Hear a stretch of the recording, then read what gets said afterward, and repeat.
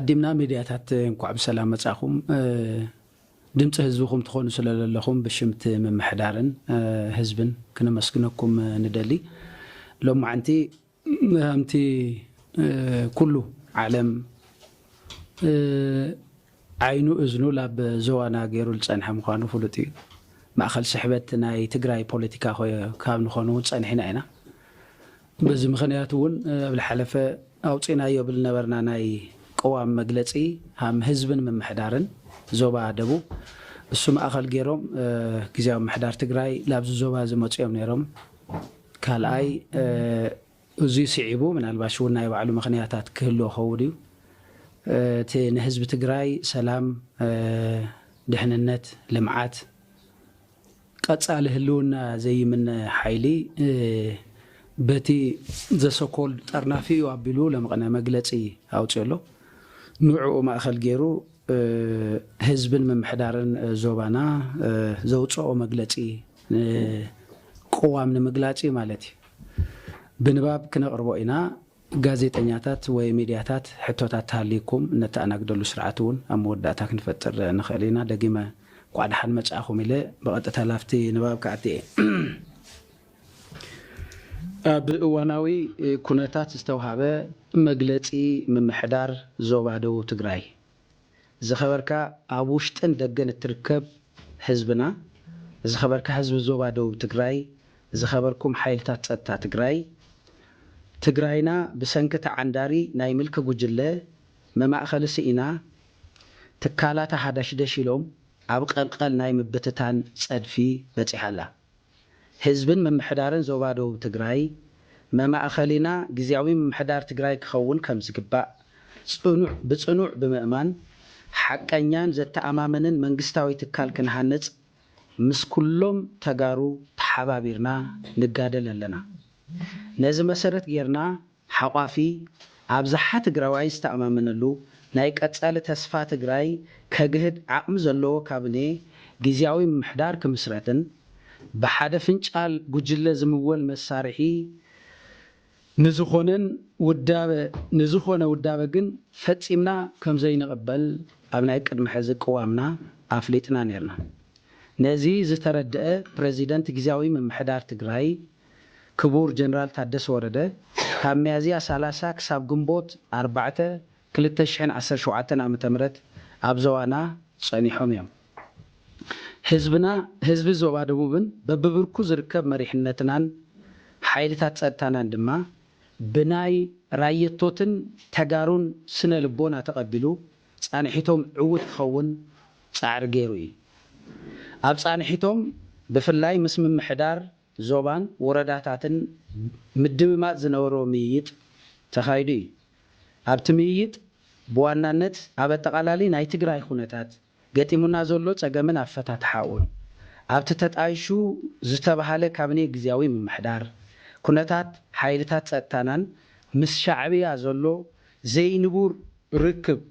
ርክብን ምስ ድሕንነትን ኣወጻጽኣን ነበር ፕሬዚደንት ጌታቸው ረዳን ካልኦት ኣጀንዳታትን ተላዒሎም ሰፊሕ ምይይጥ ተገይሩ እዩ ካብዚ ብተወሳኺ እቶም ፕሬዚዳንት ኣብ ዞባ ደቡብ ትግራይ ዝሳለጡ ዘለዉ ናይ ልምዓት ስራሕቲ ዑደት ዘካየዱ እንትኾን ኣብ ዝስዕቡ ጉዳያት ድማ ምርድዳእ ተበፂሑ ኣሎ ሓደ ትግራይና ሕዚ ገጢምዋ ዘሎ ሓደጋ ኣዝዩ ዘሰክፍ ተሓጋጊዝኻ ናይ ኩሉ ዓቕሚ ተጠቒምኻን ካብ ምፍታሕ ወፃኢ ሓደ ነቲ ኻሊእ ብምጥፋእ ክንድሕን ከም ዘይንኽእል በዚ ሒዝናዮ ዘለና መንገዲ ጥፍኣት ነዊሕ ክንጸንሕ ከም ዘይንኽእልን ብቁልጡፍ ክንፈትሖ ከም ዝግባእን እቲ ጸገም እናተኣከበ ዝመጸ ናይ ፍትሕን ሰናይ ምምሕዳርን ሕቶታት ዝወለድዎ ምዃኑ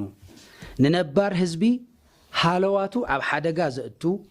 ፍትሓዊ ኢኮኖምያዊ ተጠቃሚ ዘይገብር ከባብያዊ ምምሕዳር ኣብ ምትግባር ጸገማት ስለ ዝነበሩውን ብድምር ፖለቲካዊ ጸገም ዝፈጠሮ ብምዃኑ ኣብ መፍትሒኡ እውን ጌጋታት ከይፍጸሙ ጥንቃቐ ዝተመልኦም ፖለቲካዊ መፍትሒ ዝጠልብ ምዃኑ እውን ተረዳዲና ኢና ክልተ እቲ ተጣይሹ ዘሎ ካብኔ ግዜያዊ ምምሕዳር ትግራይ ኣሳታፋይነቱ ሓቋፍነቱን ببزحات أكلات حتوتات يلعللو كم زلون بخيدنا تمعرارية كم زخيدن بفلاي أبا ودا دبا زوباتات فلوي تخرج توهيو كم زسرحون أمر الدأت وجحي سلسته حيلتات ستانا تكالاو تلقوم النافت أمو زدقا قفلون تواديدهم سلامن دحننتن حزبومن لعلاوي جزاء تجراين وحس أم جبار كرباربو كم زقباون تردادينا هنا 4 كم من جستوات أيز جبرو قداماوي ركبات فتسيمو تقبل النت زي باللومن ناي حجر لعلاونتن ربح حزبن أب حدا جاز ودق بمخانو دما تبقى كتتلك جبر كم زقباون أمر الدا تبتحي حمشته قبل علي نبر بريزيدنت جزاوي محدار تجراي هاي تجيتها ردا تفتسيمهم زبحالو ناي دحننت حدقاتاتن فتسمتن متصاري كوميتي وي انكوايري كوميتي تتعايشو يسرح كم زلون وصيتو ابقصالي نحزب ግልጽ كم زخوننون تردادينا اينا شدشته ከባቢያዊ محدራ بسطم ዲሲፕሊን مفصام ለተገጢሙና ዘሎ ጸገም ከም ሓደ ዓብይ መፍትሕን ዲሞክራሲያዊነትን ምዃኑን ምርድዳ ዝተበጽሐሎም ጉዳያት እዮም እዚ ዘይተውሓጠሎምን ካብ ዕግርግርን ደም ፍሳስን ወጻኢ كنبر زيخ الججلة ملكن عندران بترنافيو أبيلو قلتي ناي كوينات أواج أبلع الهزبن من محدارن زوبا دبوب أو جلو إذا عندارن ناي ملك ججلة أبز حزقوان نزم قلتي كوتس استقدر له مخنيات ناي بعلو كوانتخونه نتوم بريزدانت ناب زوبا دبوب ممصوم أفلطون زي محاب بزقبرو زلو ميتاتن وسانتاتن رعيدو أنا زي تساتف كل مدرخ تقبلنت يقولون جبل ملئختين محلافيو لعلو خلوقن إذن أي ملك قجلة نتز تلوت خونتات مردة أبيوو نبعلو كم بارتن منقستن حاسبو ينكسا اسمه اللاوئيو بزون منقستاو محاور مفراسن معراين سلطان ناتا يزبل قلت ملأختي أحلفلنا له بازدما ناي هزبلو علاوي سلطان شافليقو ناتم مأخل تقاروك خونن تل أخواتاتو بزقبا نخفت امزخلو تكالاوي قومنا كهلون مقبار هزبنا زسعرو لزلو جيزياوي من محدار تقراي سلطانو منزيعو نسو زقوات أطارو عشان قوليت منقستي نكهلو نكفتر زعاقتو نقر كم زي اللي بقلتي أو جلو سلازغونا جزاو محدار تقراي نزهم زعينت عندرا عجاء تقداماي كابني جزاو محدار انتي بوصحو إياه كبلون قلت مرقت كوسدن يقبأ نبل أما رارحان هزبن زوبا دبو تقراي مس كلهم حيلتات تاتواديدنا بمسرح أبز حالفو كل التعامتات أب سلامن دحننتن ماين تفترون ما أخل زقبرن أي حرشا سرحتي ناي كتما سلاحتنا لعلاونت عم خبارن تفناقلتي عم ملاسن أب تتأكامنت بفلاي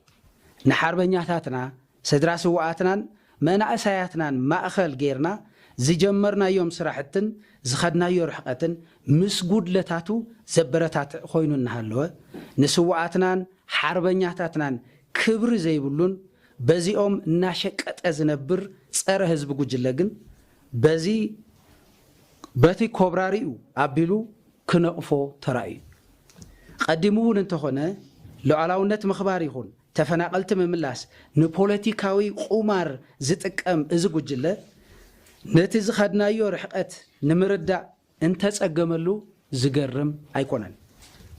انت هزبنان من محدارنان زوبا دبوب جن حادنتو ماستيموم تسفا سنيقوم اب سلاموم وحس غيروم اب تحت جزاوي من محدار تجراي كبابياوي من محدارهم أتناخرهم كابدخنت نموصا زتلمو مدب كل عقم مواديدهم بمتقام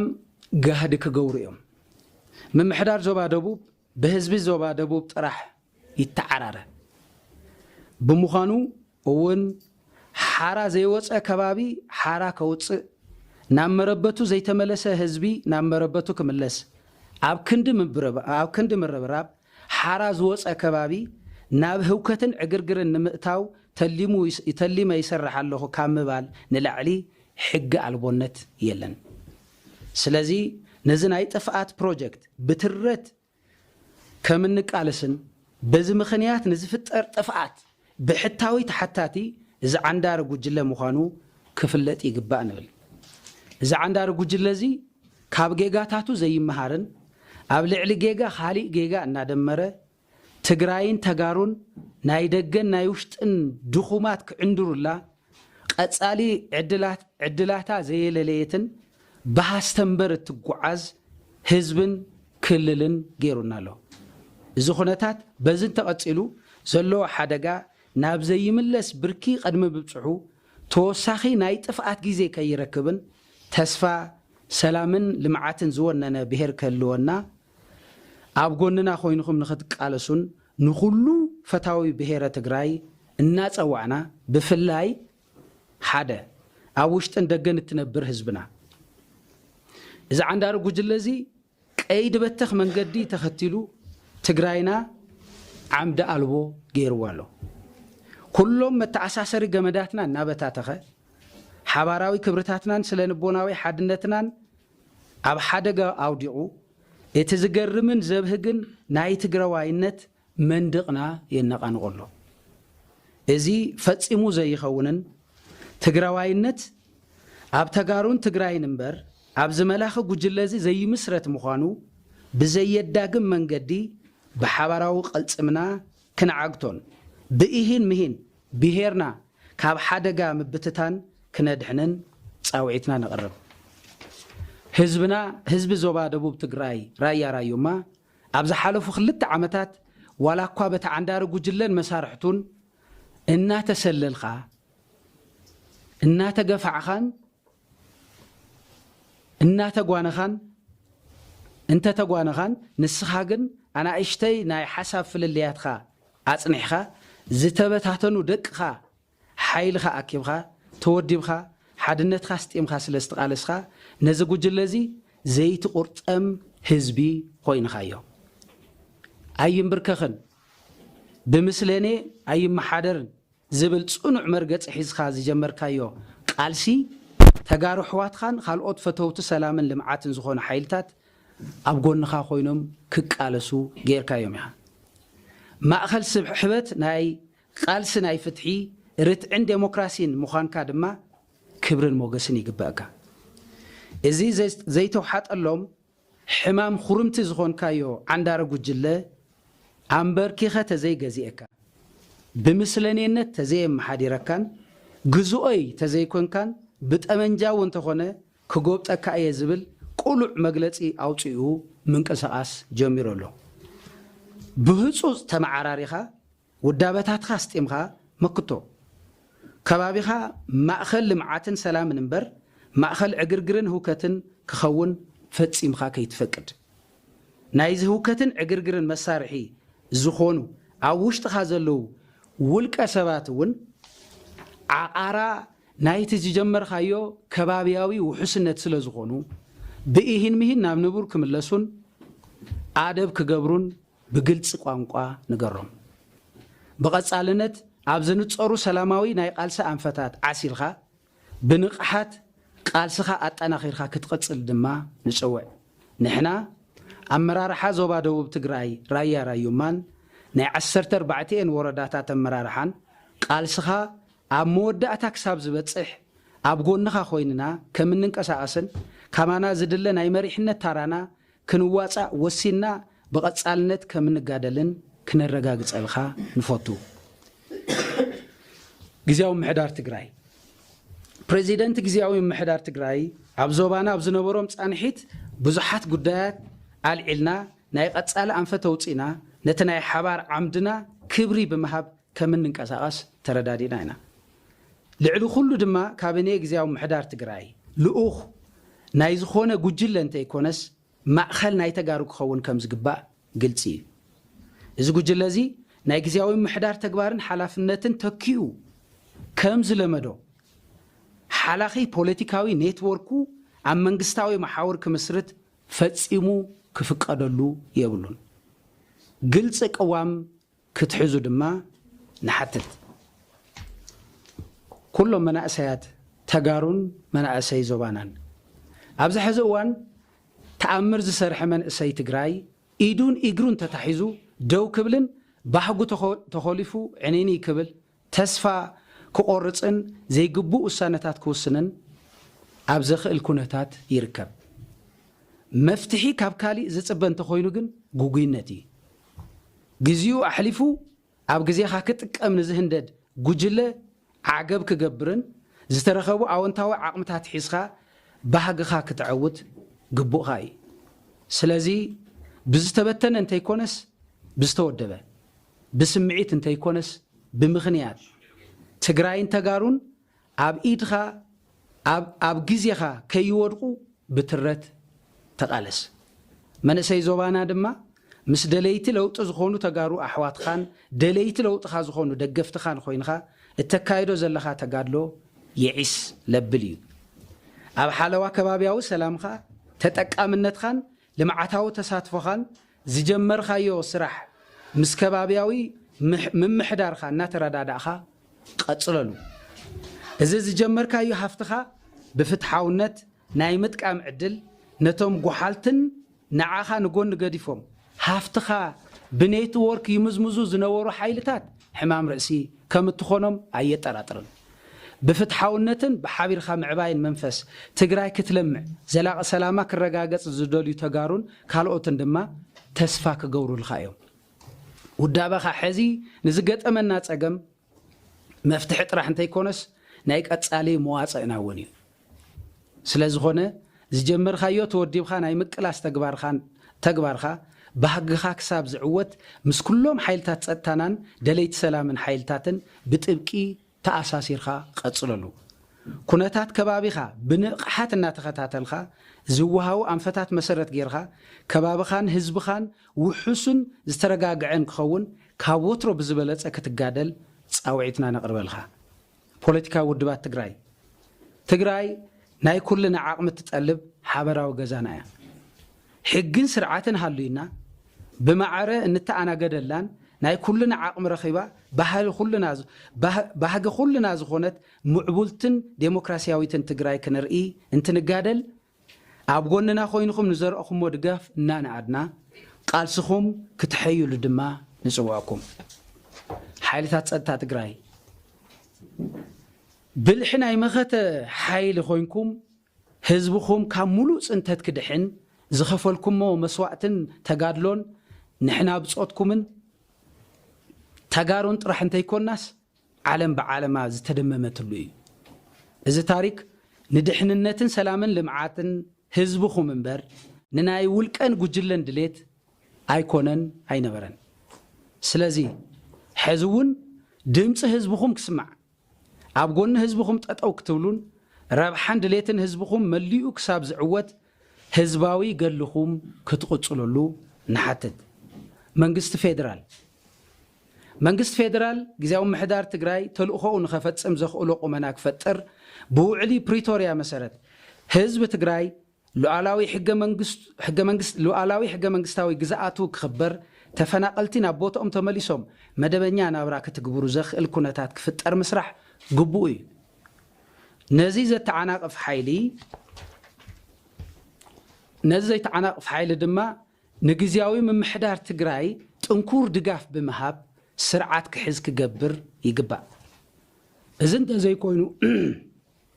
እንተዘይኮይኑ ውድቀት ግዜያዊ ምምሕዳር ክቀላጠፍ ካብ ምግባር ወፃኢ ካሊእ ውፅኢት ምጽባይ ኣይከኣልን ዋና በዓል ቤት ህዝቢ ትግራይ እኳ እንተኾነ ግደ መደራደርትን ብፍላይ ድማ ፌደራል መንግስቲ ግን ቀሊል ከም ዘይኮነ ንርዳእ እዚ ብናይ ደገ ሓይልታት ዝድገፍ ኣብ ልዕሊ ህዝብን ምምሕዳርን ዞባ ደቡብ ትግራይ ዝተኣወጀ ቁሉዕ ኣዋጅ ዘስዕቦ ሓደጋ ተረዲኡ ምስ ግዜያዊ ምምሕዳር ብምዃን ፍሉይ ክትትል ክገብር ድማ ንጽውዕ ብድምር ህዝብን ምምሕዳርን ዞባ ደቡብ ትግራይ ግዜያዊ ምምሕዳር ትግራይ መማእኸሊ ኩሎም ተጋሩ ኮይኑ ተልእኾታቱ ከፈጽም ንቐጻሊ ተስፋ ትግራይ መሰጋገሪ ኮይኑ ክወፅን ነዚ ዘፈጽም ትካላዊ ቁመና ክውንን ኣብ ዝግበር ርብርብ ከም ቀደምና ካባና ትጽቢት ዝግበር ኩሉ ከም እንፍጽም እናረጋገጽና نتزجمرنايو ناي سلام لمعاتن سراحتنا زعنقف ناي ملك تغبار جن عتريرنا كمنقاومن كمنقالسنا فلتنا كل فتاوي سلام حيلي ميدياتات دياسبورا ዲፕሎማትን ምሁራንትን ድማ ደገፍኹም አጠናኺርኹም ክትقጽሉ ንጽውዕ ዝተጀመረ ለውጢ በህዝባዊ ማዕበል ይዕወት ክብርን ሞገስን ንስዋዕትና ኣብ ግዚያዊ ምሕዳር ትግራይ ምምሕዳር ዞባ ደቡብ